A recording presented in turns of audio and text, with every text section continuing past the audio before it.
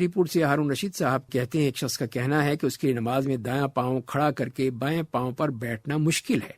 تو نماز میں کیسے بیٹھے؟ تو جواب میں عرض یہ ہے کہ نماز میں 3 جگہ پر دایاں پاؤں کھڑا کر کے بائیں قدم پر بیٹھنا مستحب ہے۔ 2 سجدوں کے درمیان نماز میں 2 تشہد ہوں تو پہلے تشہد میں اگر نماز میں ایک ہی تشہد ہو، جیسے کہ 2 رکعت والی نماز میں ہوتا ہے، تو اس کیفیت کو افتراش کہتے ہیں، یعنی دایاں قدم انگلیوں کے بل کھڑا کر لیا جائے گا اور بائیں قدم کو بچھا کر اس پر بیٹھا جائے گا۔ تو بیٹھنے کی یہ کیفیت سب کے لیے یکساں ہے، مرد ہو یا عورت ہو، جیسے کہ رسول اللہ صلی اللہ علیہ وسلم نے فرمایا ہے کہ تم ایسے نماز ادا کرو جیسے تم مجھے نماز ادا کرتے ہوئے دیکھتے ہو، تو اس میں خواتین بھی شامل ہیں۔ بیٹھنے کا انداز نماز کی سنتوں میں شامل ہے، واجب نہیں ہے، چنانچہ اگر کوئی شخص اس طرح بیٹھے تو اسے ثواب مل جائے گا، اگر کوئی اسے چھوڑ دیتا ہے اس پر گناہ نہیں ہوگا۔ اور اس کے بارے میں جو بعض علماء نے یہی فتویٰ دیا ہے کہ مسنون عمل یہ ہے کہ دایاں قدم کھڑا کر کے بایاں قدم بچھا کر 2 سجدوں کے درمیان بیٹھا جائے، اسی طرح پہلے تشہد میں بھی بیٹھا جائے، جبکہ آخری تشہد میں تورک کرنا سنت ہے۔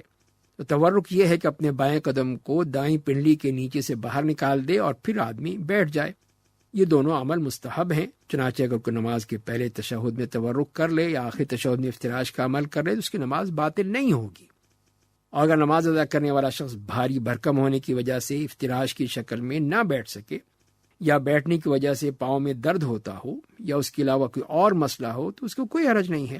جیسے آسانی ہو ویسے ہی بیٹھ جائے، کیونکہ ارشاد باری تعالیٰ ہے فَاتَّقُوا اللَّهَ مَا اسْتَطَعْتُمْ، حسب استطاعت احکام الہی پر عمل کرو۔ اسی طرح رسول اللہ صلی اللہ علیہ وسلم کا یہ بھی فرمان ہے کہ جب میں تمہیں کسی کام کا حکم دوں اس پر اتنا عمل کرو جتنی تم میں استطاعت ہے۔ اور اسی طرح ایک اور جو ہمیں ایک قول ملتا ہے علماء کا کہ نماز کے جلسے میں جیسے بھی بیٹھ سکے بیٹھ جائے، لیکن افضل یہ ہے کہ آخری تشہد میں تورک کر لے اور باقی تمام میں وہ افتراش کرتے ہوئے بیٹھ جائے۔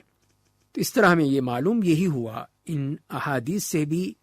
کہ جو بھی ہمیں حکم ملا ہے اللہ کی طرف سے، اللہ کے رسول صلی اللہ علیہ وسلم کی طرف سے، تو ہمیں اس پر عمل کرنا چاہیے۔ بعض اس میں جو واجب کے حکم آتے ہیں لازمی کرنے ہیں، بعض میں ہمیں اختیار دے دیا جاتا ہے کہ کر لو تو اچھا ہے، نہ کرو تو اس میں کوئی حرج نہیں ہے۔ اسی طرح یہی بیٹھنے کا معاملہ ہے، تو ہمیں یہی رسول اللہ صلی اللہ علیہ وسلم کی سنت یہی ملتی ہے کہ آپ جو پہلا تشہد ہوتا تھا اس میں اپنے بائیں پاؤں پر بیٹھتے تھے اور دایاں پاؤں کھڑا کر لیتے تھے۔ تو یہ اچھی بات ہے، اس طرح اگر کوئی بیٹھ سکتا ہے تو یہ افضل ہے، نہیں بیٹھ سکتا ہے تو جس طرح بھی آسانی ہو۔ اور جو دوسرا تشہد ہے اس کے بارے میں اس طرح آتا ہے کہ نبی کریم صلی اللہ علیہ وسلم نے اپنا جو بایاں پاؤں تھا وہ دائیں طرف سے نکال کے باہر کر لیا پنڈلی سے نیچے، اور جو دایاں پاؤں تھا اسے کھڑا کر لیا، تو اسے تورک کہتے ہیں۔ تو یہ بھی آپ کی سنت ہے، تو کوئی عمل کر لیتا ہے تو کوئی حرج نہیں، بہت اچھی بات ہے۔ نہیں کر سکتا ہے یا نہیں کرتا ہے تو اس کی نماز صحیح ہو جائے گی، نماز میں کسی قسم کا کوئی حرج نہیں ہوگا۔ اصل یہی چیز ہے کہ ہمیں نبی کریم صلی اللہ علیہ وسلم کی سنت پہ عمل کرنا ہمارے لیے باعث ثواب ہے، باعث اجر ہے، اور اللہ کو پسند ہے کہ اللہ تعالیٰ کی طرف سے ہی احکام ہے جو نبی کریم صلی اللہ علیہ وسلم کے دیے گئے، اور آپ کو ہمارے لیے بہترین نمونہ بنایا گیا کہ ہم نبی کریم صلی اللہ علیہ وسلم کی طرح نماز پڑھیں، جیسے کہ آپ نے خود فرمایا ہے کہ صلو کما رأیتمونی اصلی، تم نماز اس طرح پڑھو جیسے تم نے مجھے پڑھتے ہوئے دیکھا ہے۔ اور اس میں آپ نے کسی قسم کا فرق بیان نہیں کیا، اور یہ بھی کہہ دیا کہ تم جو چیزیں کر سکتے ہو وہ کرو،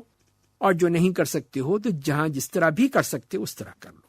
تاکہ آسانی رہے ایک مسلمان کے لیے، کوئی اس میں مشکل پیش نہ آئے۔ اللہ تعالی ہمیں عمل کرنے کی توفیق عطا فرمائے۔